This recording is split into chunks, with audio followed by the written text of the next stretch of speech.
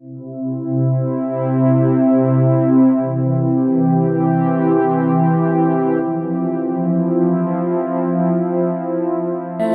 we begin.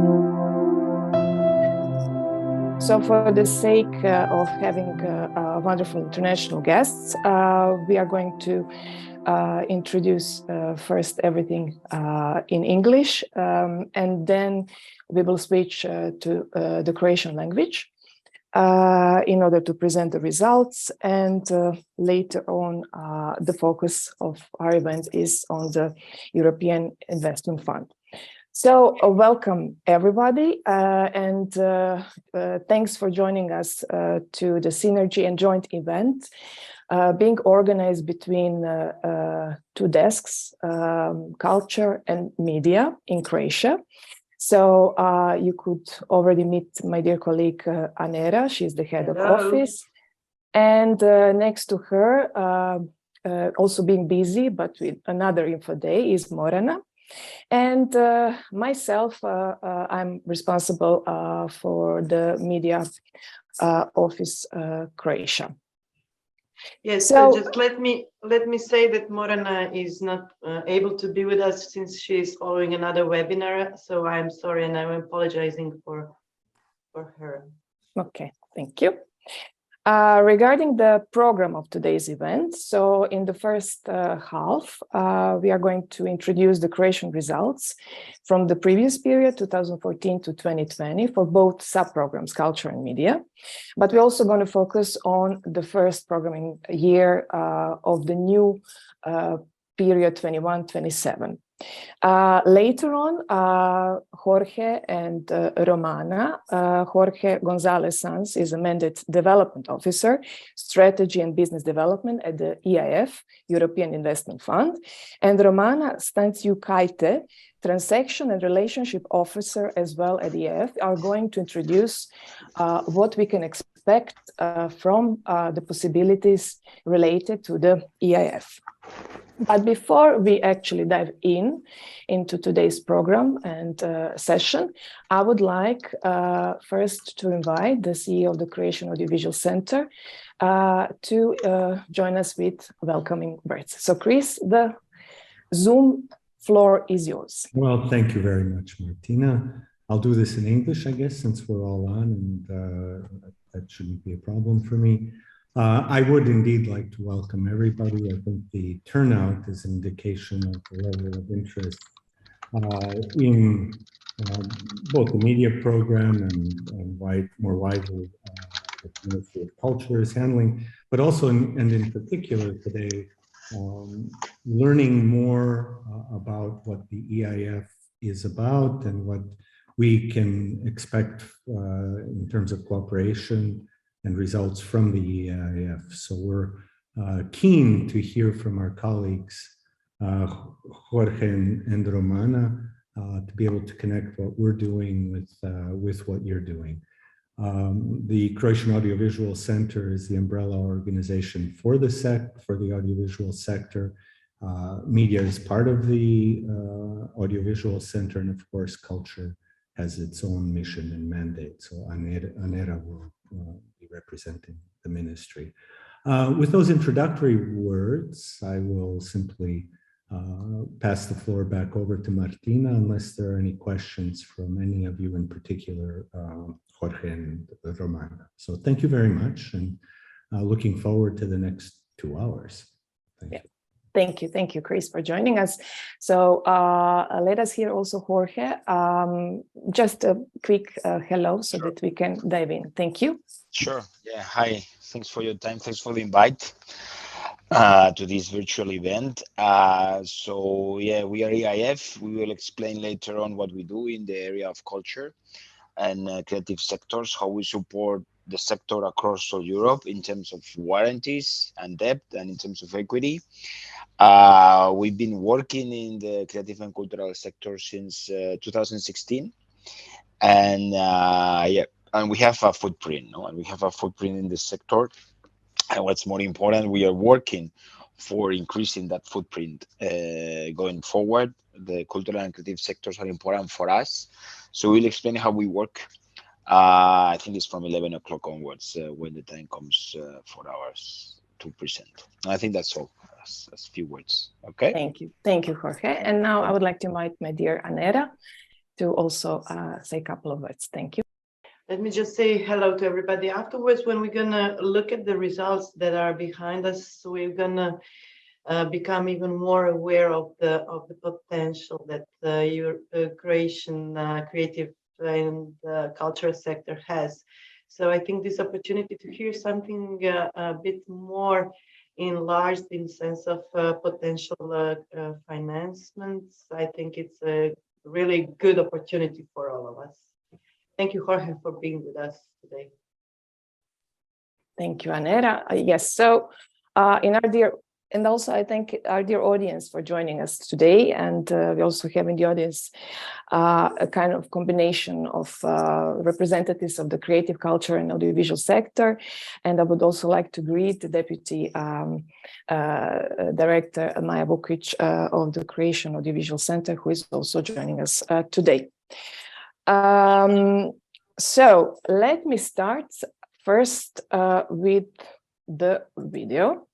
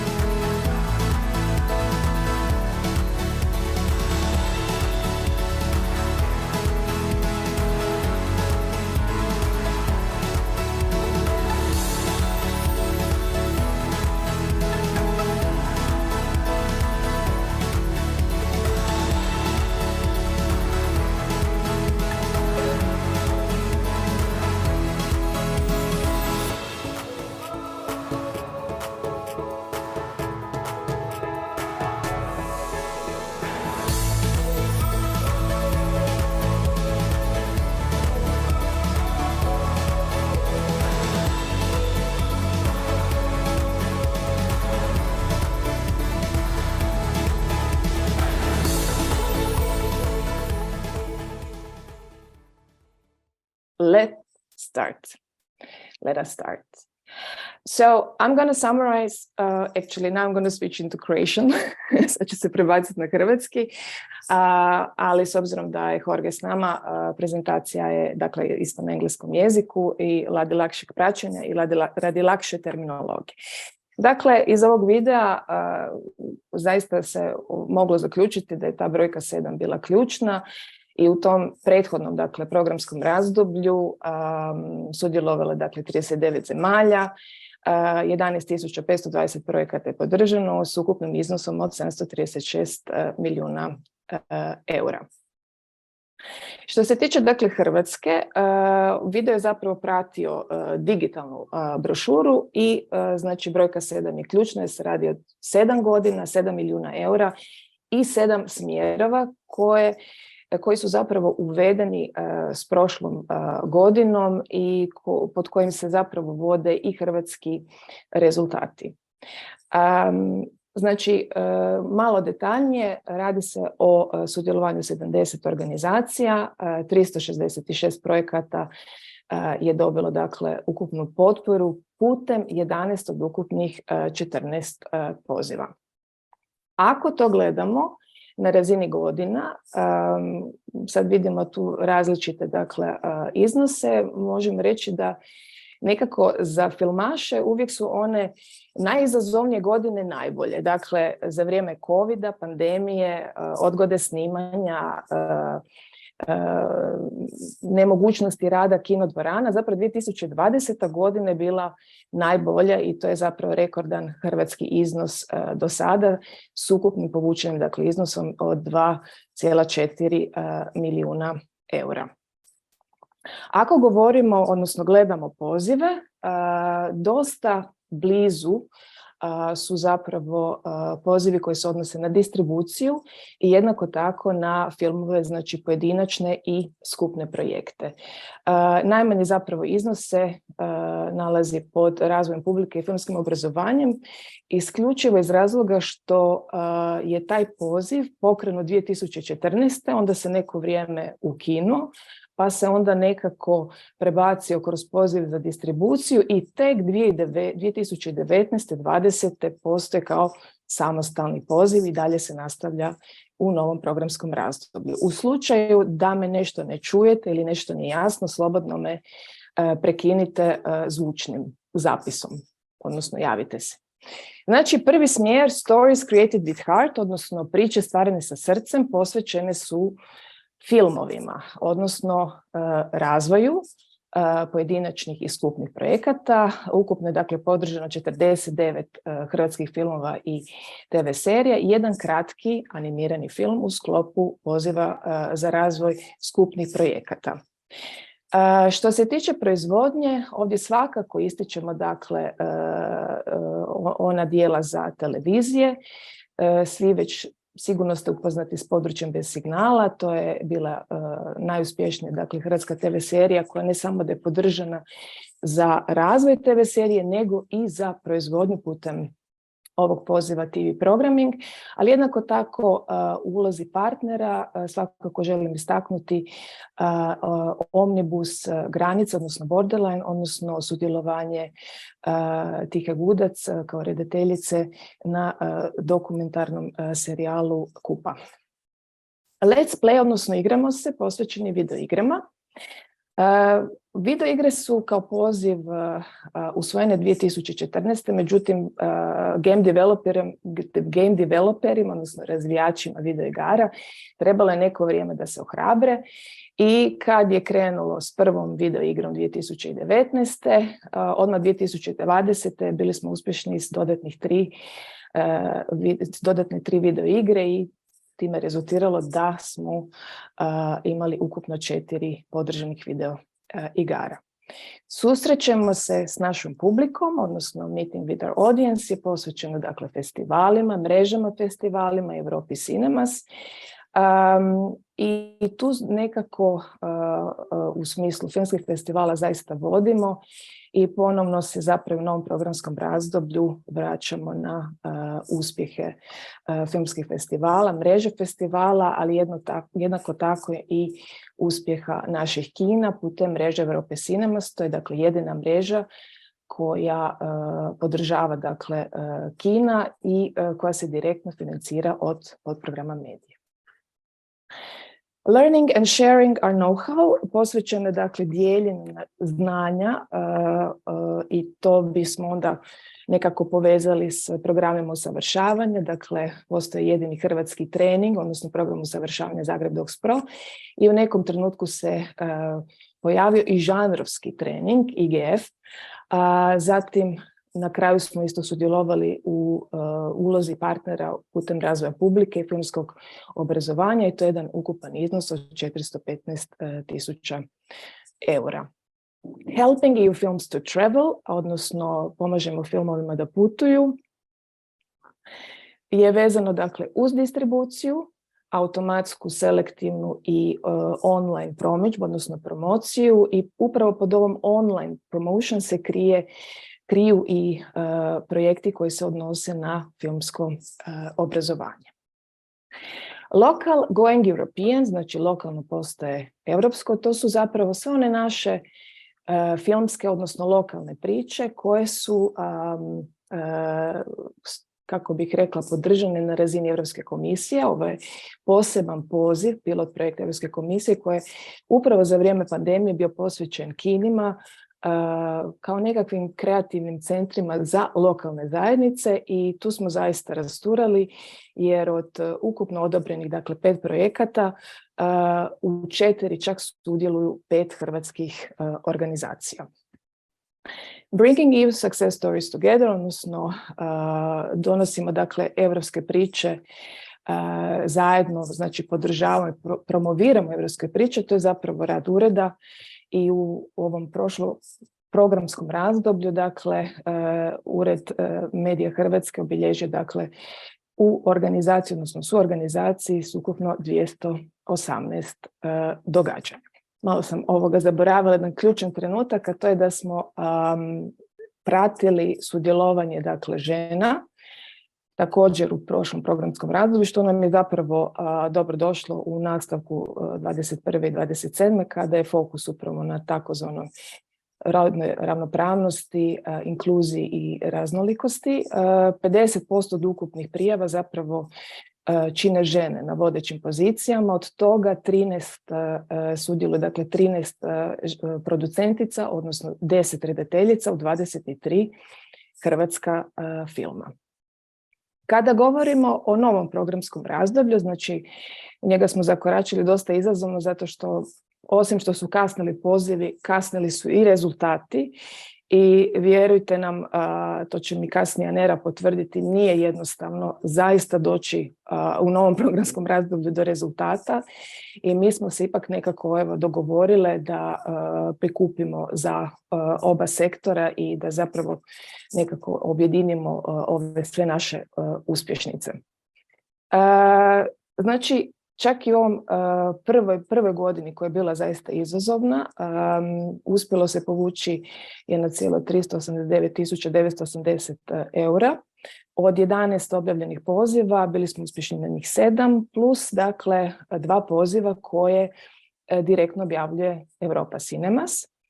Sudjelovalo je 46 organizacija, podržano je 29 projekata i 62,8% od ukupnih prijavitelja zapravo čine žene. Što se tiče klastera, znači u tom novom razdoblju pozivi su podijeljeni po 3 klastera: content, odnosno sadržaj, biznis, odnosno poslovanje i audience, odnosno publika.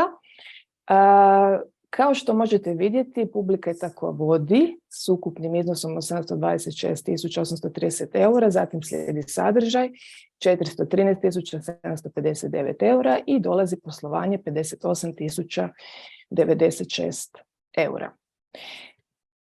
Kada govorimo o konkretnim uspješnicama, pod content, odnosno sadržaj, malo sam se nasmijela kada sam jučer završala prezentaciju. U prošlogodišnjem razdoblju imali smo brojku 7 koja nam je bila ključna, sad nekako dolazimo do brojke 8. Sadržaj čini dakle mini slate, znači prijava producentskih kuća za razvoj više filma odjednom i tu su evo vodeći Hula Hop, Restart i Nucleus film i korazvoj gdje sudjeluje čak 5 producentskih kuća, Antitalent, Maxima Film u suradnji s Eklektikom, Pom Pom, Wolfgang Idoli i 4 film sudjeluju kao partneri na projektima iz Slovenije i Italije. Što se tiče sadržaja, ponovno imamo dakle 8 različitih organizacija. Što se tiče poslovanja, ispričavam se, imamo ponovno 8 dakle organizacija koje sudjeluju, Hula Hop, odnosno Anima Fest Zagreb u dijelu koji se odnosi na sajmove i umrežavanje, te naši distributeri koji sudjeluju zajedno sa sales agentima, odnosno prodajnim zastupnicima putem poziva filmovi koji putuju, odnosno Films on the Move. Zbog GDPR-a i posebnih dakle ograničenja, nažalost ne možemo komunicirati dakle imena distributera osim ako se oni osobno ne jave dakle uredu. Što se tiče publike, također imamo 8 dakle, organizacija koje su podržane. Evo ovdje bih svakako istaknula, to ja volim nazvati određene novitete. Drago mi da su i Ena i Goran danas s nama. Znači, Festival mediteranskog filma Split se po prvi put našao na ljestvici podržanih europskih festivala uz već nam poznate, dakle, Anima Fest Zagreb, Zagreb Film Festival i Motovnom Film Festival. Pod razvoj publike i filmsko obrazovanje s nama je danas Edita koja predstavlja udrugu Djeca susreću umjetnosti, jedan divan projekt Film u bolnici. Također je znači sudjelovao i Restart kao partner na projektu Kinedok i bacači sjenki u projektu filmskog obrazovanja Sinet 2.1. Novost od 2021. su svakako mreže VOD-a i na popisu se našla Hrvatska VOD, odnosno organizacija Pickbox koja sudjeluje u VOD mreži USP+. Europa Cinemas i dalje, dakle, jedina mreža koja je podržana direktno od podprograma Medije i ovdje vidimo jedan porast što se tiče hrvatskih kina u odnosu na prethodno programsko razdoblje 14, sada ih je već 16, a posebno ovdje opet ističem, dakle, Kino Mediteran koji je 2021. godine putem poziva Collaborate to Innovate osigurao 100.000 eura u suradnji sa Arkinom iz Rijeke, Kinotekom Zlatna vrata Split i Dubrovačkim kinematografima. I sad dolazim do kraja svoje prezentacije i za kraj sam pripremila još jedan video koji se odnosi na 2021.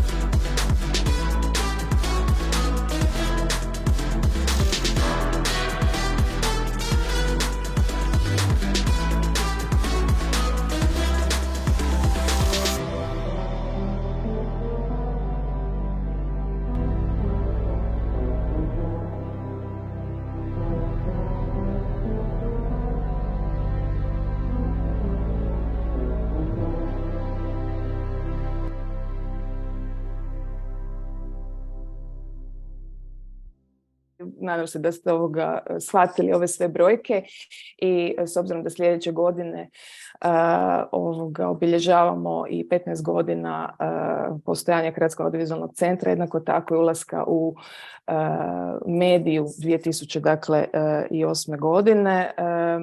Nadam se da ćemo isto, ako ne i uspješnije, nastaviti sa sljedećom godinom i obilježiti je zaista svečano. Ja ću onda s vama podijeliti u chatu videe i kasnije ćemo se onako takvom pakom pripremiti za objavu. Hvala lijepo. Evo, prepuštam onda Zoom floor Aneri.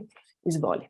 Ok, hvala svima, hvala Martini, baš sam jako sretna da smo napravili ovo zajedničko događanje.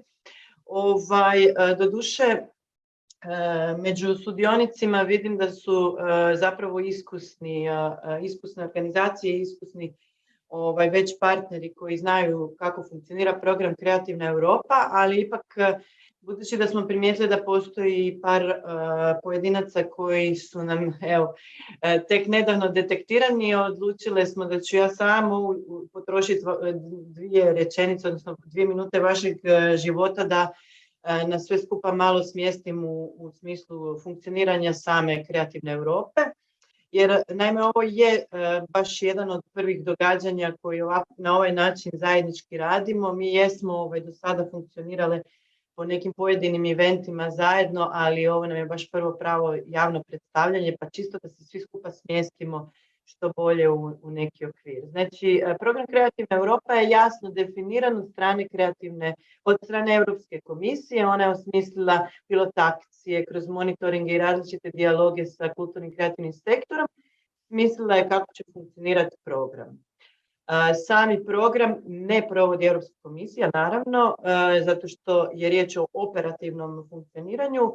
Taj cijeli set zadataka Europska komisija je prebacila na Education and Culture Executive Agency, koju smo mi, deskovi Kreativne Europe, evo kao neka, ajmo reći, mi to volimo zvati produžena ruka, odnosno više manje help desk, koji funkcionira u permanentnoj komunikaciji u tom trokutu hijerarhijskom sa Europskom komisijom i samom agencijom, ali mi deskovi koji smo situirani u svakoj zemlji koja je sudionica programa, zapravo nemamo puno više ovlasti od onoga što se tiče promocije programa i onoga što zadire u samo osmišljavanje projekata i slično. Znači, ne podnosi se prijava nama, nego se podnosi u Brisel. Evo, htjela sam samo da za početak razgraničimo uloge i da znamo za perspektivu kome i kako se treba obratiti.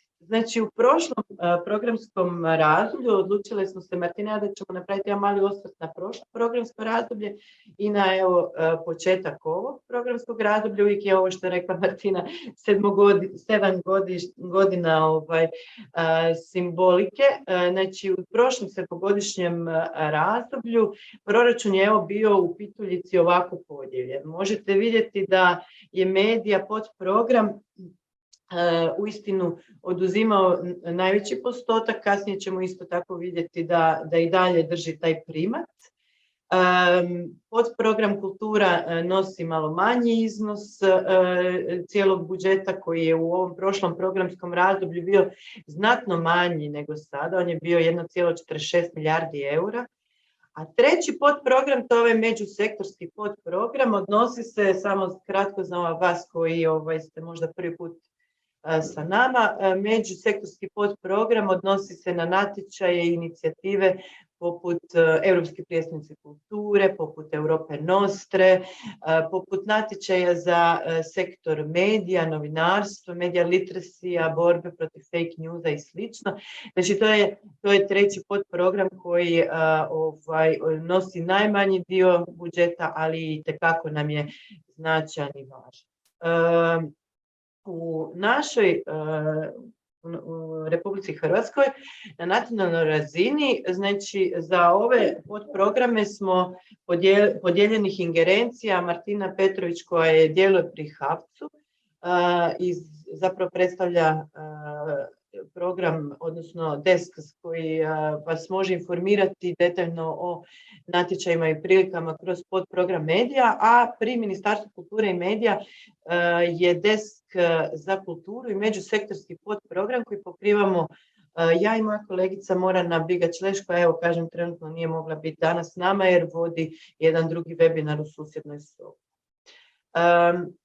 Znači, osvrnut ćemo se kratko na prošlo razdoblje i ono što sam rekla već u uvodnoj riječi, zapravo vjerujem da ćemo svi zajedno doći do zaključka da je investicijski fond, Europski investicijski fond jedna velika prilika za cijeli kulturni, kreativni i AV sektor u Hrvatskoj, jer ćemo zapravo ustanoviti koliko se jako počeo osjećati taj porast u korištenju sredstava i jedan veliki zamah u samim suradnjama koje su iz godine u godinu sve značajnije, pa samim time i zapravo potreba za novim financijskim podrškama je i veća. Ovdje je izdvojena informacija o tome kako je to izgledalo u prethodnom programskom razdoblju za podprogram kultura. Znači, objedinjeni su svi natječaji kroz ovaj mali grafikon.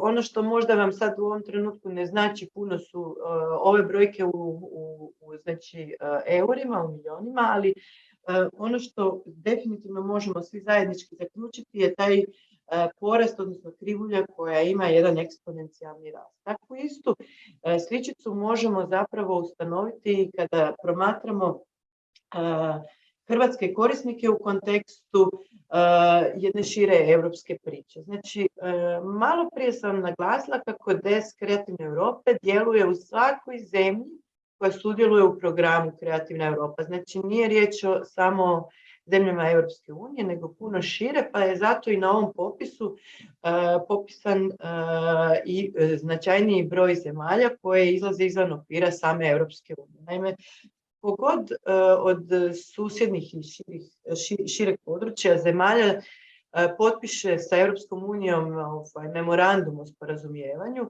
i daje neku participaciju za funkcioniranje samog programu Kreativna Europa, može koristiti sredstva, odnosno uspostavljati suradnje sa drugim organizacijama iz zemalja koje sudjeluju u programu. Zašto to sve govorim? Zato da bih vam pojasnila ovu kartu koja se odnosi na prošlo programsko razdoblje, a u kojoj možete vidjeti obuhvaćenih 41 zemlja kroz program Kreativna Europa.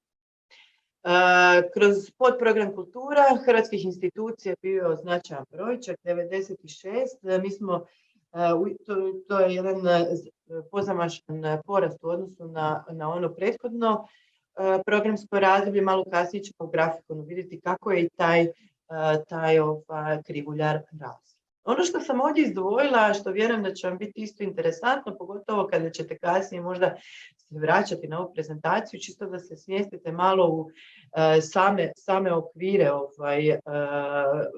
podprograma kultura.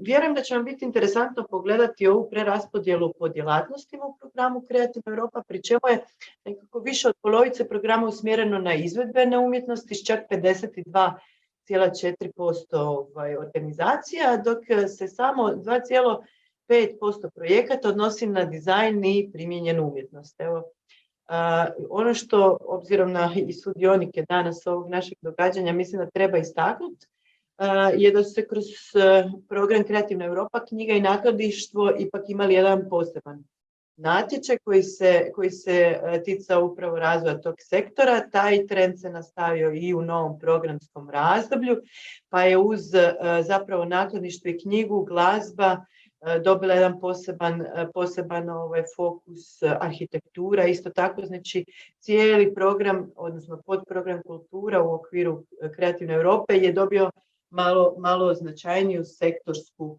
podršku za neke određene djelatnosti. Nota bene za arhitekturu, glazbu i nakladništvo. Znači, pozivam vas da malo možda kasnije obratite pozornosti na našu publikaciju u kojoj su sadržane i sve informacije o projektima i programima koji su kroz podprogram kultura podržani. Ovdje sam izdvojila za vas i barcode koji možete se skenirati, a i kroz prezentaciju kada dobijete možete samo kliknuti na link koji ćemo vam priložiti. U njoj ćete zapravo moći dobiti inspiraciju o programima i projektima koje možete i sami prijavljivati. Ona je dvojezična, na engleskom je i na hrvatskom jeziku, ali ono što zapravo čini njenu osnovnu vrijednost je ovo što kažem, jedna dodatna inspiracija da vidite na koji način vaše projekte možete prilagoditi ili osmisliti pa prijaviti na Kreativnu Europu. Jer o čemu je stvar? Sami program Kreativna Europa, a to ćemo nakon što vam pustimo naš mali filmić koji rezimira prošlo razdoblje, sami program Kreativna Europa i u ovom nadolazećem razdoblju ima neka poboljšanja, ima neke naznake drugačijih principa, ali u svojoj osnovi sam po sebi funkcionira podosta slično kao što je funkcionirao i do sada. Pa evo, pozivam vas da bacite pogled na publikaciju jer će vam sigurno značiti u promišljanju vaših projekata. Sad ću ja pustiti filmić, znači riječ je o kratkom filmiću sa glazbom Valentina Boškovića, a u kojoj su rezimirani svi rezultati vezani za podprogram Kultura u prošlom razdoblju. Dobro, čuje se.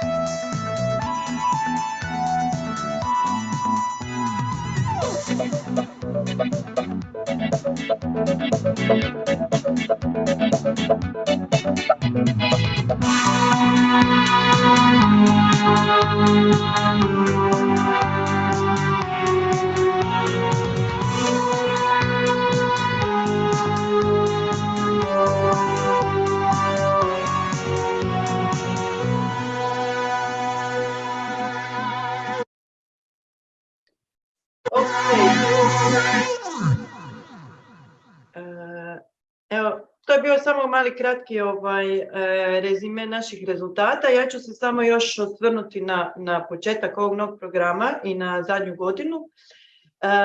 Ova hrvatska iskustva, sam rekla, možete vidjeti u samoj publikaciji u detaljnijem smislu, s time da sam ovdje samo zapravo izdvojila iznos koji se odnosi na nacionalno sufinanciranje. To je jedna pogodnost koju nemaju sve zemlje sudionice programa i koja naravno nije obaveza na nacionalnoj razini, ali evo imamo veliku sreću zapravo da se putem pravilnika o sufinanciranju kroz podprogram Kultura zapravo može ostvariti podrška i za ovaj dio sufinanciranja koji vi sami morate unijeti u projekt kada se natječete na europskoj razini. Znači, zahvaljujući zapravo našoj današnjoj ministrici koja je tada bila državna tajnica, kada se započinjalo sa osnivanjem samog ureda, ti se isto, Martina, dobro sjećaš jer si sudjelovala u samim početcima i začecima ureda zajedno sa Anjom i našom današnjom ministricom. Evo, mi smo imali tu sreću da je za podprogram Kultura osmišljen mehanizam sufinanciranja.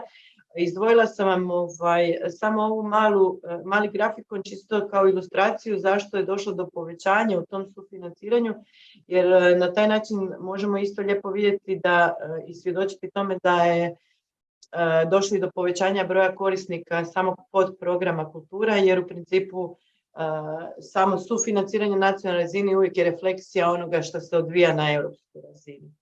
Ćete isto tako dobiti kroz prezentaciju pa ćete moći možda malo bolje proučiti. Ovdje sam izdvojila znači ono što je u prošlom razdoblju bilo interesantno, što nam je dalo nekakav zamašnjak i zapravo zalog za budućnost i da u nekom nadolazećem razdoblju imamo još više motivacije, još više zapravo želje i potrebe funkcionirati proaktivno. Naime, porastao je broj uspješnih hrvatskih korisnika i ne samo to, nego se diversificirao zapravo tip organizacija koji se prijavio. Osim što smo se decentralizirali, nismo više stavljeni u okvire grada Zagreba, proširili smo se što na otoke, što na neka ruralna područja, ali i na neke gradove. Ono što je dosta zanimljivo je da smo se izmakli izvan okvira, da se sufinanciraju, odnosno da se natječu na program Kreativna Europa, podprogram Kultura samo NGO-i. Dakle, došli smo do jednog ozbiljnog broja nacionalnih javnih institucija, što prije nije bio slučaj. Evo sad trenutno nam primjerice kroz kulturu je podržano recimo 3 hrvatska nacionalna kazališta. Znači to su sve značajni pomaci koje mislim da je bitno istaknuti, koje možemo prepoznati kao pozitivne trendove. Znači kroz europske projekte suradnje sudjelovalo je 109 projekata, znači oni koji su ostvarili potporu su bili 120 puta, riječ je o 120 potpora. Znači, obzirom na to da se neki partneri ponavljaju, onda se dolazi do ovakve diskrepancije. Ja sam vam izdvojila zapravo ovdje grafikone kroz koje vas neću detaljno provoditi, jer jednostavno imam još 5 minuta za zaključiti ovu priču, ali mislim da će vam dobro doći, da će koristiti kada dobijete samu prezentaciju, čisto da se smjestite malo bolje u perspektivu i zapravo da dođemo do zaključka kako je došlo do jednog porasta u korištenju sredstava. Sa novim programskim razdobljem, dakle, dogodilo se puno značajnih i zanimljivih pomaka. Neke od njih sam već spomenula, znači povećanje proračuna, to smo već rekli, u 2 navrata i ovu sektorsku zapravo odrednicu samog podprograma Kultura sam već naznačila. Znači, riječ je o jednom pristupu koji zapravo se okreće malo više kulturnim i kreativnim industrijama u području glazbe, arhitekture, nakladništvo i dalje nastavlja sa tim trendom potpore, ali kroz podprogram Kultura se počinje nekako zapravo ekstrahirati pojedine sektore i davati njima značajnije podrške. To je isto jedan od dobrih razloga zašto mislim da je jako korisno vidjeti na koje načine ti isti sektori koji funkcioniraju podosta poput A, B sektora, znači kao jedna svojevrsna kreativna industrija, mislim da će oni isto, ako i danas netko nije sa nama, znači iz područja glazbe, arhitekture i nakladništva, sigurno u perspektivi će imati itekako koristi od samog investicijskog fonda i mogućnosti koje imaju. Inače su značajne te osnovne postavke ostale iste. Znači, po istom principu hijerarhijsko funkcioniramo. Jedino što je došlo evo do ovog značajnog povećanja. Znači, sa onog 1,46 smo se povećali na 2,4 milijarde eura i ovdje sam evo samo izdvojila tu raspodjelu unutar pituljice kako se ona sad malo izmijenila, iako je i dalje u glavnim crtama ostao značajni dio kolača za medija podprogram. Nekakve preraspodjele su unutar samih podprograma svih događanja. Ali inače po principima funkcioniramo podosta jednako. Velika promjena u odnosu na prošlo razdoblje, a koja se reflektira znači na sve podprograme i međusektorski medija i kulturu, je činjenica da su uvedeni takozvani horizontalni prioriteti koji se odnose na socijalne skupine. Pomalo se okrećemo prema veliki značaj se stavlja na greening, veliki značaj se stavlja na digitalizaciju i na neke opće teme, opća mjesta koje su inače zapravo horizontalno prisutna u svim europskim politikama, ali ne samo kod nas, nego se samo na kulturni kreativni sektor, evo kao neki spillover efekt, prepoznaju i preljevaju. Za kraj sam izdvojila samo još ovu statistiku koja je najrelevantnija, a upravo kako je i Martina rekla, stvarno nam je jako teško hvatati, osjećamo se nekad kao da smo u pozamašnoj maglici, jer sa novim sustavom koji je u ovom novom programskom razdoblju ustanovljen, jako nam teško, zapravo rezultati su nam uhvatljivi, pa evo pozivamo i sve vas koji ste ovdje danas sa nama ili ćete nas slušati malo kasnije, kada god ćete biti dio neke potpore ili ste u natječajnoj dokumentaciji, da nam se obratite bilo u Desk Media za sami podprogram medija ili ovdje nama u Ministarstvu kulture i medija za podprogram kultura, zato što nam strahovito puno znače statistike i praćenje vas kao korisnika. Mi smo ovdje uistinu da vam pomognemo u ovom cijelom periodu do same prijave, tako da imat ćemo koristi mi od vas i vi od nas.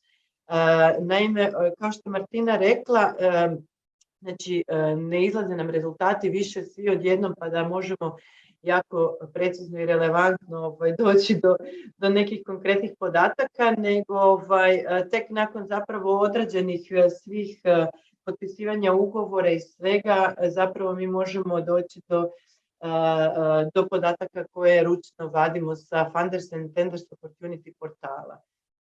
I tako evo, ja sam za vas pripremila samo statistiku vezano za najosnovniji natječaj koji se tiče projekata suradnje. Znači, ispričavam se svima iz područja nakladništva za koje sam vidjela da su danas ovdje s nama, ali jednostavno te podatke nisam još uspjela dobro sistematizirati. Ovdje su znači ovi koji se odnose na Cooperation Project natječaj koji je najjači, najznakovitiji kod nas, pa evo izdvojila sam tu statistiku jer mislim da je relevantna i bitna i svjedoči o tome da evo po prvi puta imamo ovako veliki broj znači hrvatskih projekata, čak 33 koja su podržana. Evo, ovime zapravo trudila sam se i uspjela biti u gabaritima zadanog vremena. Ovime sam zapravo htjela zaključiti neki rezime dosadašnjih rezultata i sa ovim sloganom za buduće programsko razdoblje, odnosno ovo u kojem već jesmo, 21-27, a koji glasi pomaknimo granice. Htjela sam zapravo dati šlagvort i Martini i Jorgeu da krenemo u neka nova istraživanja i neke nove potencijalne mehanizme sufinanciranja kulturnog i kreativnog sektora. Yeah, I'm gonna now switch to English since I think our audience and is really anxious to hear what Jorge Sanz and Romana Stanciu-Kajte will share with us. I hope, Romana, I pronounced your family name correctly. Romana, can you hear us, please? Yes, very, very well. Hello, everyone. Thank you. Yes, we are very anxious to see the possibilities of the EIF. So whoever wants to start first, the floor is yours. So yeah, so we're going to explain here about two products that support the cultural and creative sectors. Okay, two products under InvestEU. InvestEU, it's at the moment our main source of funding. Well, let me do a bit of introduction. The presentation is going to be structured like this. I'm going to do a bit of introduction, then we're going to jump to warranty solutions, which is the area of expertise of my colleague Romana, and then I will explain equity solutions, etc. So that's going to be the flow of today. Okay, just to begin here in the landing page, InvestEU, you see there written, capital letters, is our main source of funding for the next, for this programming period, 2021-2027. Okay, it's fresh money coming from the Commission. that we will use to implement several different products in several different areas, right? But for the case in point today, we will talk about these two products, about the cultural and creative sector's warranty product, and about the equity product in general, and in particular the budget of funding of the source of funding of Media Invest. So this is, as I said, the agenda for today. So I'm gonna do a bit of introduction, intermediated model, okay, and then the warranty solutions by Romana, and then equity solutions by me, and then there is an annex with information. Now, so who is EIF, and why do we say that EIF has an intermediated model? What does it mean, intermediated? So maybe this is the most important part of this slide. You see here intermediaries, okay? So basically the clients of EIF are not final recipients, as we call them, are not companies, you know. Our clients are not companies like maybe those who we have today with us, you know, not audiovisual companies or not companies working in any sector of activities. Our clients are these financial intermediaries, right? Which for warranties can be summarized as banks, you know, the banks, you know, the traditional banks, but also alternative lenders and non-banks, okay? And then for equity, which is what we see here, we have a number of different types of equity funds. Well, and the funds as well, right? But depending on the typology of fund, you see there, we're gonna go later on in detail, right? So how do we work in a brief, in a very brief statement, which we will elaborate later on?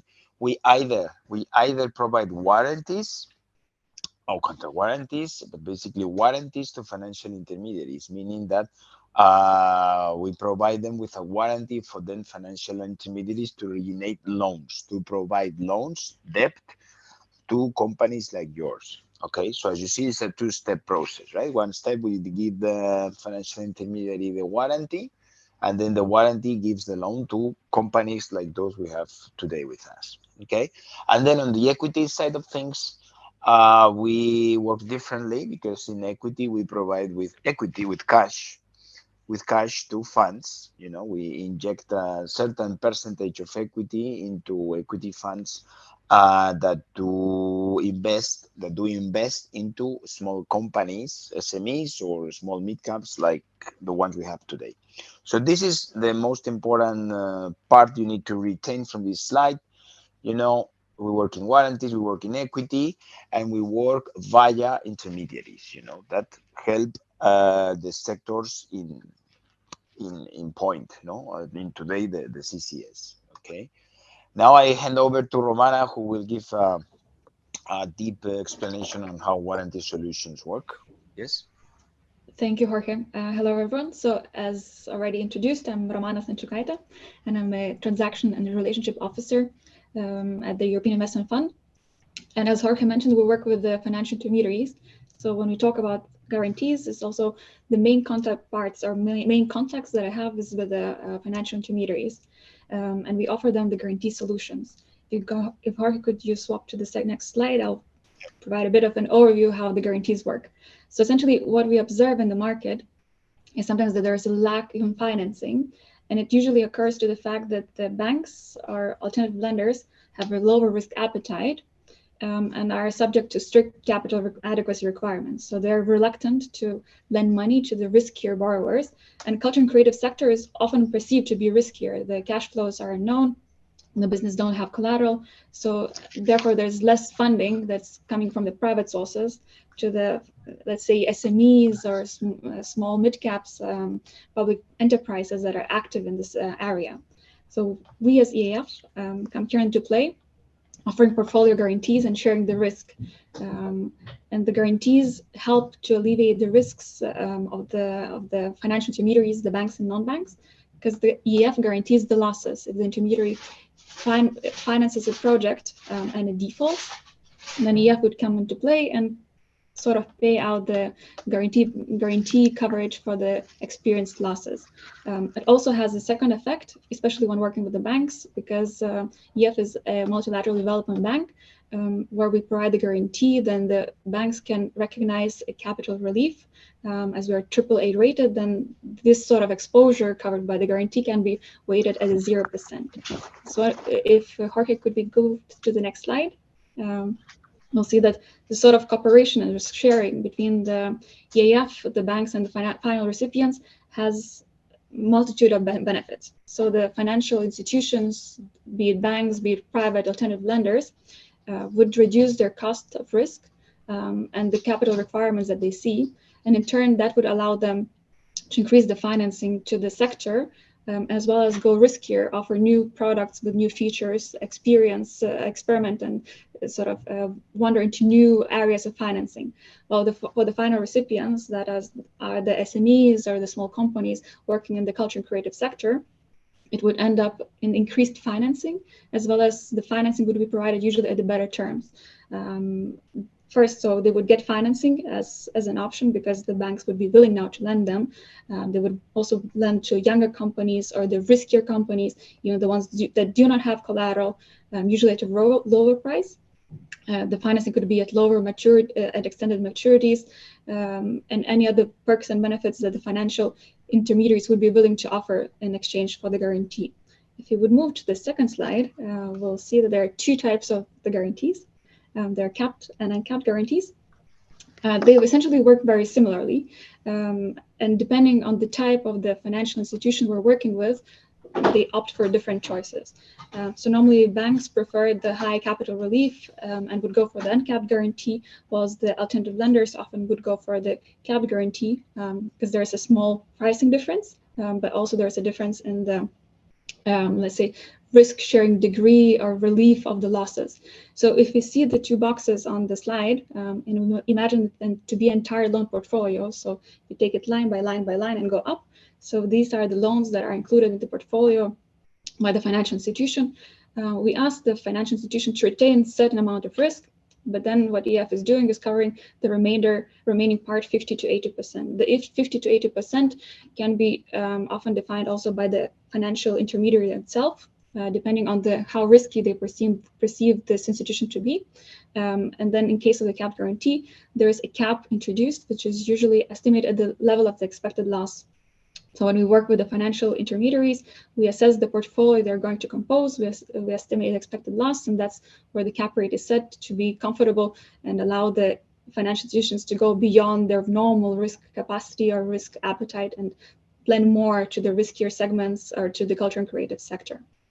Now, if we go a bit further in the slides, we'll see that we have a dedicated product for culture and creative sectors. We had one already launched in 2016 called the CCSGF, which deemed to be successful. So this time, as Jorge mentioned, we have the InvestEU. So under InvestEU, we have a dedicated portfolio or product also for the culture and creative sectors, which is a continuation of the predecessor product. If you go one slide forward, you will see the main terms of the culture and creative sectors guarantee. So as mentioned, the guarantee comes in both capped and uncapped form.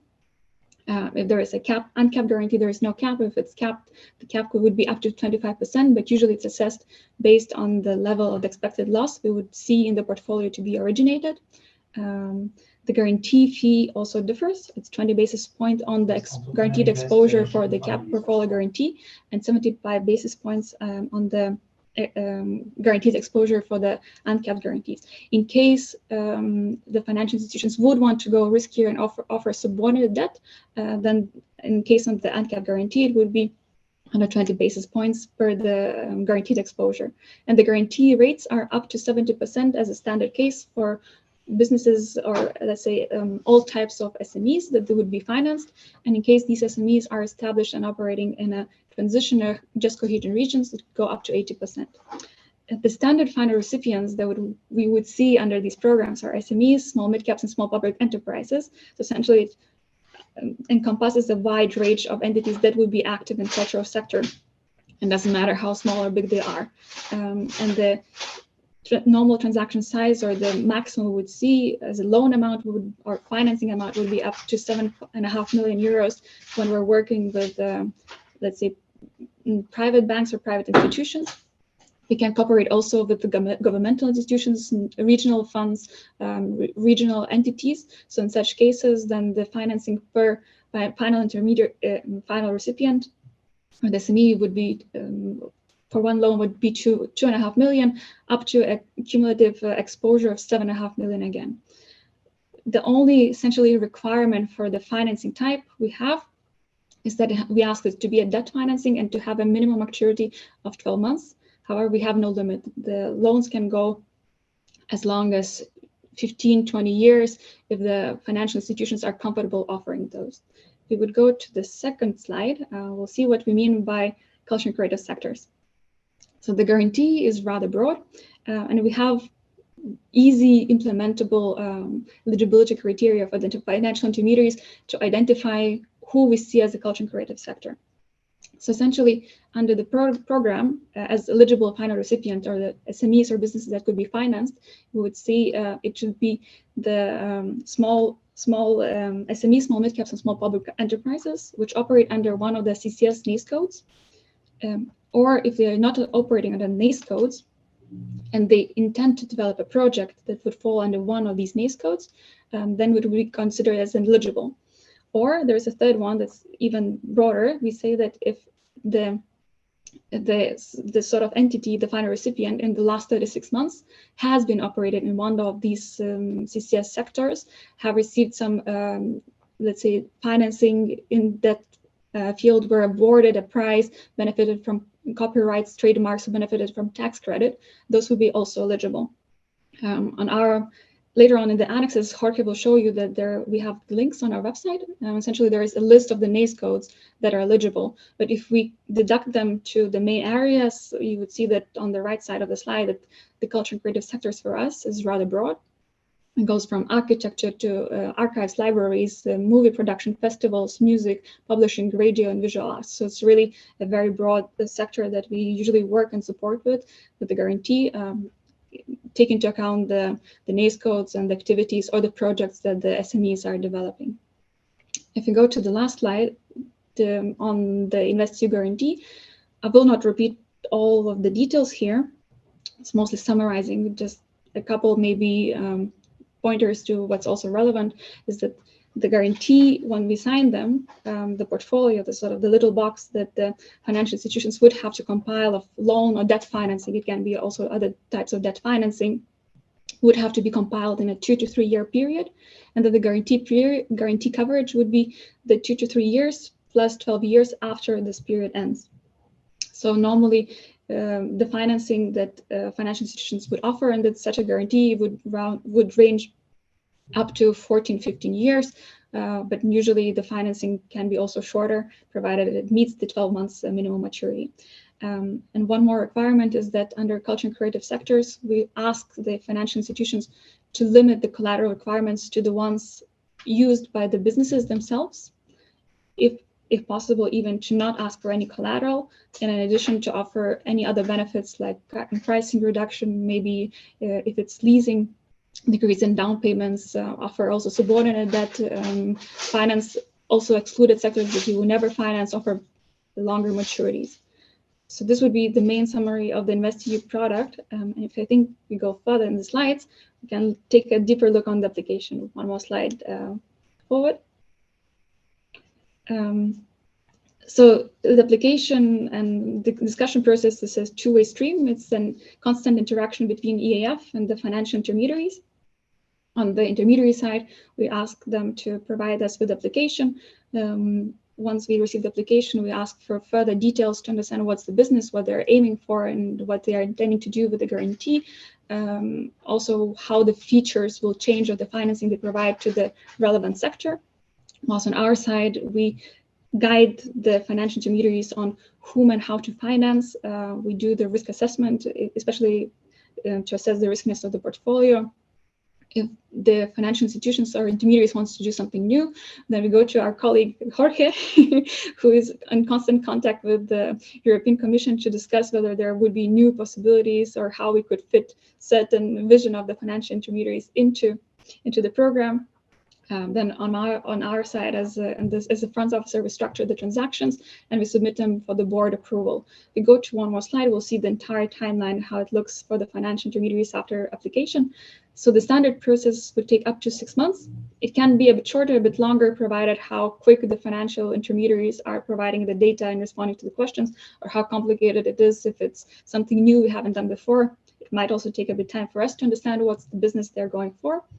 But essentially, our application process and everything is published on our website. As long as the financial intermediaries read through the application, fill it out, submit it to us, we do initial assessment. We see whether it's within the spirit of the mandate. Is it targeting the sort of the financing we would like to see under the guarantee? If the case, such applications are pre-selected and we start the due diligence phase. In the due diligence phase, we clarify the aspects of the financing to be provided, what's the usual business models, what would be the features provided to the financial intermediaries, the structure of the deal, and we submitted to approval for the European Commission, as well as the investment committee and the EF board. And once approved, we start drafting the agreement, negotiate it, sign, and that's essentially where the entire process will let go. We have agreed all the terms with the financial intermediaries, and then financial intermediaries independently originate all the loans or debt financing with the relevant SMEs active in the cultural sector, and quarterly reported to us to see how the portfolio is utilized and deployed, as well as if there are any defaults, they would ask for the recoveries or defaults and the guarantee payments. I think this should be all from my side about the guarantees. I'll be happy to take any questions either now or maybe after Jorge presents. And essentially, maybe one more point, if the financial institutions and intermediaries have any questions to us as front officers on how to apply and how to structure, we're always available to address and advise them. And I give now the floor then to Jorge. Okay, now good. So now we're going to talk about equity solutions, which is our other product. Okay, and in particular for the CCS and in particular for audiovisual. Because as you know, basically audiovisual is the largest sector, no, in economic terms of the CCS, no, and that's why we give them a specific focus and then a specific highlight here, okay, through what we call Media Invest, and a little bit of what things that you know already quite well, better than us, right? I mean, how is the audiovisual market going through? What is its experiences? So do you been experience a loss of revenues? And now that part is changing, etc., due to COVID. But there is a market fragmentation, and you're aware of this. You know, it's not so easy for us to export to abroad, whether compared with American movies, for instance, etc. The barriers of internationalization for audiovisual SMEs, etc., and in general, no, a lack of funding, no, a gap in equity financing for audiovisual and as well as the creative sector is estimated around between 400 and 650 nearly million euros per year, right? So what is this all Media Invest about? So Media Invest is a dedicated equity equity investment instrument designed to foster European audiovisual productions and distributions, right? It belongs to the broader InvestEU equity program, okay, which as I explained in the beginning, is a flagship program or a main source of funding for the next years under the area of the CCS, no, on the creative and cultural sectors, okay. It's been designed by the Commission, and we are the implementing arm of it, okay. And its goal is to mobilize private investors also, and increase equity investment volumes, okay. What's the purpose of this instrument is precisely not to support the audiovisual sector, because as we know, there is a number of highly innovative and creative production and distribution companies, okay, but we are aware that they often lack financial strength, right? So in the end, or in the beginning, Media Invest aims at injecting investment to strengthen the competitiveness of the audiovisual industries across Europe for around 400 million euros during the implementation period, right? What's the target? No, which is the target final recipients for this program? Well, basically, audiovisual content production companies, and it's basically films and series producers and distributors, but also a little bit of video games and another immersive formats, right? One last note here for you to know is that this instrument will be complemented by investment readiness support for interested companies and capacity building activities for investors. Okay. Let me move forward a bit on how to apply. I jump directly to the how to apply, and then I will explain some characteristics of the product. So this is to be found at the IF website. Okay. As you see there, there is a number of documents that the fund managers, the fund managers should read. Okay, well, the two key elements to take care of, is the Annex 1 and the Annex 2. Okay, Annex 3, 4, 5, etc. are not relevant for this product, right? So it's only Annex 1 and Annex 2. And then, if you will, this is a glimpse of how it would look, the application area of once you click in how to apply, you will need to go to, as the arrow shows to the digital and cultural and creative industries part, okay? Because there is not an application to Media Invest as such, right? Rather, interested equity financial intermediaries need to click in that button there, okay? Now, let me explain a bit, and this is more technical, so I will go maybe slower here, no? Let me explain a bit about extracts of our term sheet. So basically, I'm gonna talk about, and let me put it already, about the key financial elements of our proposal to funds. Maybe one step back, because this is a typical question we receive in this forum. I mean, what's an investment fund? How can I participate in a fund, etc.?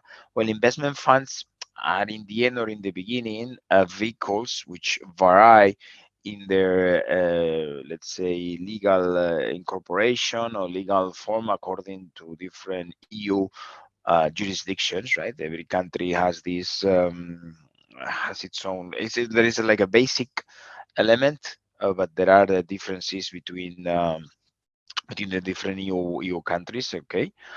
But it's basically a fund which has owners in the sense of investors, okay? And EIF will work as another investor in a fund, okay? And then it has managers, okay? The fund, as such, it has managers in the sense of those who decide where to invest and how to invest, okay? With those concepts in mind, let's go one by one to this criteria. What's the size? What's the size of an investment? What's the size of EIF ticket? Okay, typically EIF does not commit more than 25% of all the amounts in a financial intermediary in a fund, I mean. So let's imagine a fund of 100 million euros. So typically our maximum ticket will be 25 million euros. Okay, depending on in particular circumstances, our commitment might exceed this 25% of total commitments to the financial intermediary. Another important element is the closing, right? When do we want to participate? Typically, an invested equity investment should typically occur at the first closing of the financial intermediary. However, we might also participate in subsequent closings if they facilitate the financial intermediary to reach its final target fund size. Okay, what's the duration of an investment for EIF? Well, it's somewhere between 5 and 20 years, so it's not perpetual, okay, but it's not short term, definitely. We also look for private money in the game, right? That's obvious, and you can see here the rule: at least 30%, if no more, but at least 30% of monies need to come from what we call the third-party benchmark investors, okay, which are private investors. As you see there is, if we can put up to 25%, and there is and there is a minimum of 30% private investors. That is because there might be other public monies involved, but that's pretty much not connected with EIF interventions, right? That's pretty much connected with the general financial ecosystem of the country. Each country has different approaches with the financial bank, with the public banks that they have. Okay, a couple of more things. The ranking. Okay, the ranking of our investments is not subordinated. Okay, it's not subordinated, but is what we call same risk, same reward. Okay, the last sentence there: the investment shall not be subordinated to other investors in any risk class issued by the financial intermediaries. Okay, and last but not least, pretty important, the financial intermediaries and also the teams that manage them shall be established in a member state of the European Union. Okay, what do we typically look for? Okay, because in equity, it's all about this triangle here, as you see with the circle in the middle. We look for a policy fit and a commercial assessment criteria. No, the who is probably the most important part. The team and the track record. No, we need to, because in the end, through funds, you invest in prospects, in prospects of investments to be developed by people, right? So in the beginning, the who, perhaps the most important element, who are those who will invest? What track record do they have? Which reputation do they have? How is the team cohesion between the different players? What's the commitment? What's the governance, right? How is the fundraising going, etc. How are they doing with the potential investors? So this is about the who, and then what's the what, and then next comes the what. The market opportunity. Which are the trends? For instance, in audiovisual, is it growing? Yes. It's good, etc. What does the market need? Well, the market needs maybe this type of product or this other type of product, etc. How is the competition, right? How is the competition with other funds, etc. And how is the deal flow? This is a key word in equity, right? How is the deal flow? How are the subsequent equity applications coming and showing up? Okay. Now the why, the fund parameters that you see there: geographical focus, thematic focus, etc. Why the fund matters, right? So these are elements to be considered. In practice, elements like well, for media invest geographies, the most varied and diverse geographies, the better. Okay. In terms of terms and conditions, which type of financing do the fund wants to put into play, and we will explain that later on, and the legal structure, which is what we explained also a little bit in the beginning. And how is this done? The who, the what, the why. How is this done? Through the strategy focus of the GP. GP is the general partner. How is the general partner is willing to implement all these, right? So there should be a coherence between the who, the what, and the why. How is our investment process?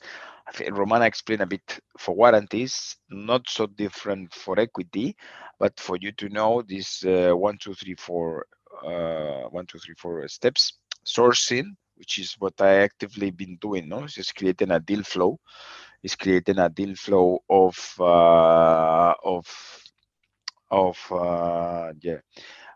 deals, that will fit the pipeline. Okay, then the screening. It comes the screening, understanding the concept, which is a desk review and physical meeting, and chance to articulate the investment opportunity and understanding more about the EIF.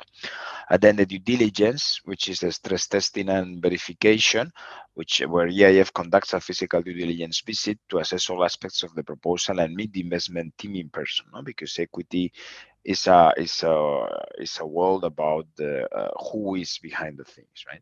And last but not least, the legal negotiation and signature, right? Once you get the approval, then you still need to negotiate certain key elements.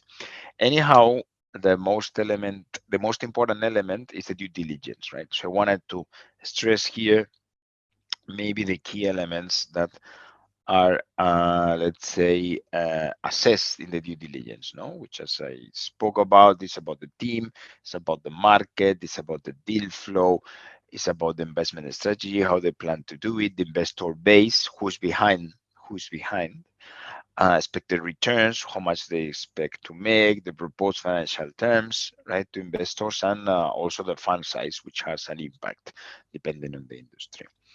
I will finalize talking about the types of intervention we see for media companies, which we basically we see two types of interventions, type 1 and type 2. Typically, type 2 is the one that we support more often at the EIF, which is basically reinforcing the equity of the companies, of companies like yours, of the visual production and distribution companies, which is to value the company at a given price, whatever, 1 million, 10 million euros, etc., and selling a part of it to a fund. So you would sell a part of your company to a fund.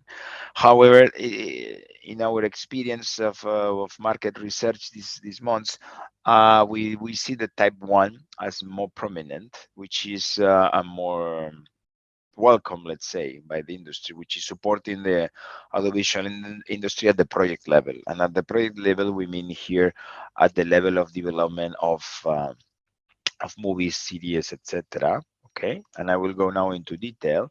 So type 1, which is at the project level, support of the visual industry at the project level, we see here, and you see on the left-hand side, equity, EIF and other investors, so the limited partners would invest equity into the equity financial intermediary fund that would in turn provide with equity or quasi-equity financing to movies, series. Okay, how does it work in practice? The movies or series might be located in special purpose vehicles, I mean in companies, right, in limited companies, etc., or they may be in the balance sheet of the production companies, and this may be structured with revenue sharing agreements based on, as you know, the language, based on windows of exploitation, for instance, sharing rest of the world sales in one way or the other. Okay, so this is type 1, and then type 2, which is the traditional model of EIF.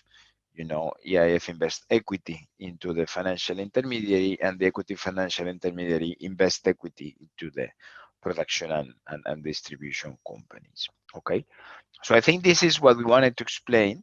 Okay. So I like actually the little slogan under your presentation, believe in small. And yes, especially creative culture sector in the low visual capacity countries really need something like this. And there, of course, there is a lot of information, especially in terms of the terminology, and we will need some time to get familiar and acquainted with what and how to benefit from it. So I collected some questions, but let me start first with the terminology. What does exactly NACE code stand for when it comes to the creative culture sector? Is it possible to explain? So the NACE codes are usually the division of the activities. So every business, when they register their activity, they would be assigned or assign themselves a NACE code. So it's sort of a description of the main activity that the intermediary is undertaking. The financial, the business SME is undertaking. So usually every business would have an activity assigned, and by European sort of classification, each of these activities that businesses are doing have a little NACE code of 4 digits that describe what they are doing. So it's like there will be for production, there will be a code. For distribution, yes, there will be a code. For architecture, yes, there will be a code, and so on, yes, right? Correct. So we in the slides in the annex, I don't know if you're going to circulate the slides, yes, there is the links to our term sheets. So there is an actual long list of the little codes, and then it explains what it is. So essentially, if you know the activity, you can find the code. If you have the code, you can clarify what the business is doing. It's more sort of a structured way of managing and seeing what are the activities of the businesses. It's a simple classification tool that simplifies also for the financial intermediaries to identify whom they can finance. Now, what is important, because we are aware that also intermediaries are already existing in some smaller countries. So Croatia still doesn't have a bank or financial intermediary. So in order to simplify what you presented, there is a two-step process. So first, we would need to have financial intermediaries so that our culture and creative sectors could benefit from the EIF/Media Invest, correct? That's indeed correct. Okay. What I'm curious is, so once the financial intermediary is chosen, how would the EIF check that the bank, let's assume the bank, is following your criteria? So we signed the guarantee agreement that has all the eligibility criteria. So then it's for we trust our financial intermediaries. So we operate in a fully delegated model. So we provide some guidance if they have any doubts whether certain businesses can be financed or certain activities can be financed. But essentially, businesses are very eager to use the guarantee and they want to maximize the financing. So they look for all the possible ways to really bring the financing to the culture and creative sectors. And in terms of, from our perspective, we do monitor the inclusions. They are asked, the financial intermediaries, to report to us quarterly whom and what they have financed with all the details, all the activities, and the features of the financing provided, as well as occasionally our colleagues might come for a visit to see how the financing was conducted, whether the benefit to the final recipient was provided. So it's not a very active sort of monitoring that we pre-approve every single loan, but rather it's entrusting the financial intermediaries to follow the guidelines provided and then doing occasional checks on the sort of the final recipients and the financing provided to them. If this answers your questions. I don't know if Jorge wants to add anything as well. No, that's a pretty good answer. Yes. Yeah, because we will need to do at the national level lots of awareness and education between the financial intermediaries and our creative cultural sector. So to make the banks aware what is out there in terms in the whole sector. So really the breakdown from each of those three: creative, culture, and audiovisual. Sorry. No. If I may complement here, what Romana said, actually, look, what we have on store is support to financial intermediaries anywhere in Europe, but perhaps it's more needed in the new countries, no? Let's say in new countries implementing these products. I mean, we have advisory, okay? We have advisory package, which is support, support for financial intermediaries, capacity building for them to understand pretty well what is the CCS, no? Because some of them are curious, and then think, okay, I think I can subscribe to this product, but maybe I don't know that much about the risk, no? About how to assess the risk of a company like yours, right? How to assess the risk, or how to reach out to CCS companies in terms of marketing, etc. So one last sentence here for you to know that we will support our financial intermediaries with capacity building, which is precisely something that they need, right?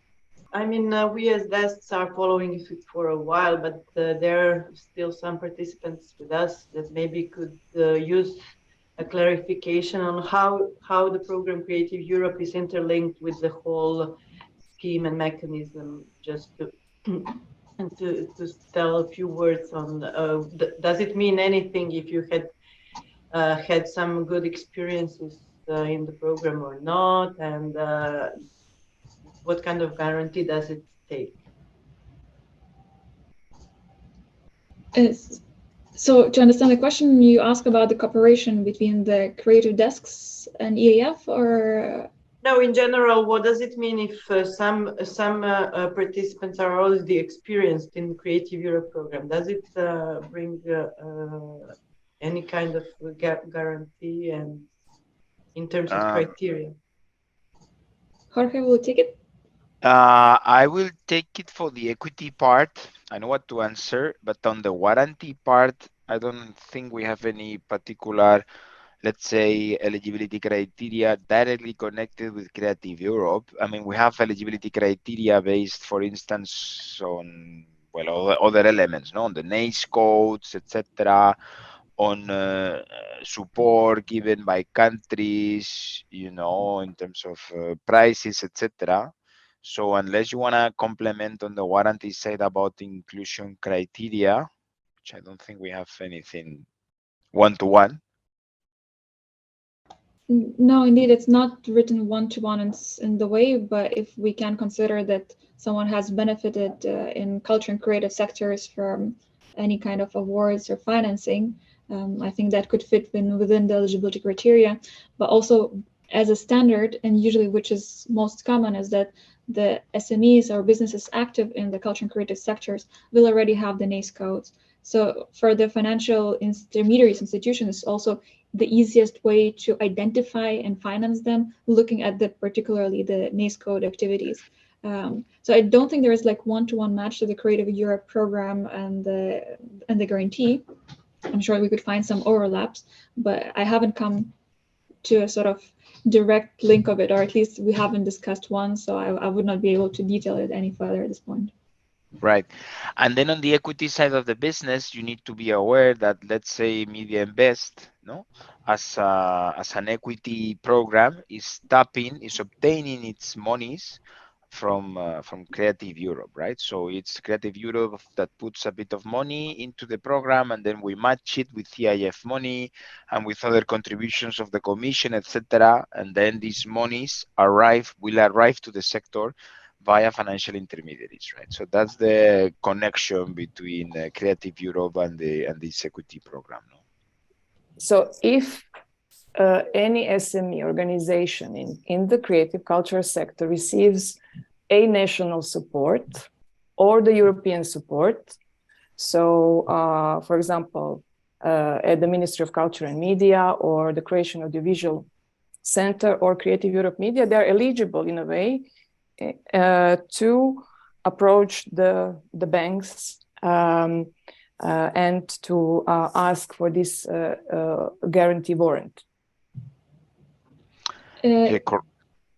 As long as there is a bank working in the jurisdiction. Okay. Right? Yeah. And because I'm just referring to the slide for the eligibility criteria, because you also mentioned this creative sector price. So maybe also if you can elaborate, so being awarded with this price, it's also part of the eligibility criteria. Correct. So what is important here is to know that the three eligibility criteria don't have to be met all at the same time, right? Okay. It's either or. So as long as the SME or the business meets at least one, they're eligible. They don't have to meet all together. So I think this sort of simplifies. And indeed, or okay. Yes. So it's either operating under CCS, the NACE codes, the activities, or even if it doesn't operate but would like to develop a project that could be assigned a NACE code, it's already eligible. Or if you mentioned, they have won a prize, then indeed such intermediary would be as well eligible. From our side, and especially Jorge is working with the European Commission to compile the list of the prices, which we then provide to the financial intermediaries to allow them easier identify who are the prices which would be considered relevant or important in the culture and creative sectors. Thank you. This is what I was waiting for, the explanation. Thank you. Yeah. And but as Romana said, right, we have a lot of eligibility criteria, but that's precisely because we want to give flexibility. We want to give flexibility to the financial intermediaries, and we want to cover as wide as possible. We want to cover as wide as possible the CCS sector, indeed. Okay, and when it comes to Media Invest, it's as you said, Creative Europe will gonna invest as well, a certain percentage. Yes, but no. I mean, Creative Europe, let's say, puts the money into a pot of money, And then this money is blended with other monies from the commission, with other monies from EIF, and then EIF manages the money, okay, and chooses the financial intermediary. So it's not a direct investment from Creative Europe. Okay. It's an important difference, this one. Okay, and you're still not sure when this will be launched, let's say, because we well, it's launched. No, look, it's launched as such. Actually, I didn't make it to the annexes, but in the annexes of the presentation, you'll see all the links, right? And the links are there. The application is live for financial intermediaries to go and apply, right? It's more like we are in the process of assessing the financial intermediaries, right? In equity, we are still assessing, screening, etc., beginning due diligences. So the process is going to take a bit of time, but we expect, for early Q1, Q2 next year, have approved and signed the first deals of equity of Media Invest, which will be published. I didn't show that, but maybe, or we can send it afterwards. In our website, we typically publish, in the warranty section, actually, we had a map of Europe as well, a map of Europe that showed the countries which were covered. Unfortunately, in the previous financing period, Croatia was not covered, but we hope it to be covered, maybe, hopefully soon this year, right? Do you have maybe this programming period? Sorry, academic year. You mean? Well, yeah, as soon as possible, let's say. Thank you for this hint. So, and just a small question: do you have any idea in this previous period how which countries benefited the most, or whose culture and creative sectors benefited the most from the EIF? On our website, we're publishing also the implementation reports that I'm now wondering how detailed they are. But usually they provide indications of what are the sectors usually financed. I don't know, maybe Jorge, you can also put on the implementation report on the screen. Well, this was the previous financing period, you see. Unfortunately, Croatia was in gray, as you see, and then the countries in blue were countries where direct support was signed via relevant financial intermediaries of such country, etc. You see Spain, France, but also Romania, Bulgaria, etc. And countries in orange were those which were covered via indirectly via financial intermediaries working in other jurisdictions. Excuse me, Romana, you told me to put something else, so this is enough? So I think this covers the financial intermediaries we're working on or working with, but also on our website there is published the implementation report, which details to which countries most of the financing went, or also to which sectors. So essentially every quarter, once we have more inclusions, it's available publicly on the splits and where the financing went and how active were the financial intermediaries we're working with. So this gives you a rough overview how we did under the predecessor program. So this doesn't include InvestEU. The new InvestEU sort of transactions are just being approved and signed. So we haven't started the inclusions, but here is the predecessor program, and you can see how sort of it looks like at this point in time. Right, correct. Yeah, you can check it out. This is pretty easy to reach this website. It's basically you see EIF, you write EIF CCS warranty facility, and you get here, but we can send it too. Sure. Okay, perfect. Yeah, thank you. Also, what we have on our website, and if you're very curious, is also to see the types of products our colleagues are doing case studies. So normally when we work with financial intermediaries, then I think if you also Google for the case studies under CCS, you can see what are the examples of the businesses that have been financed by our financial intermediaries. Unfortunately, we don't have anyone available yet in Croatia, but we hope in the near future to have very good cases as well.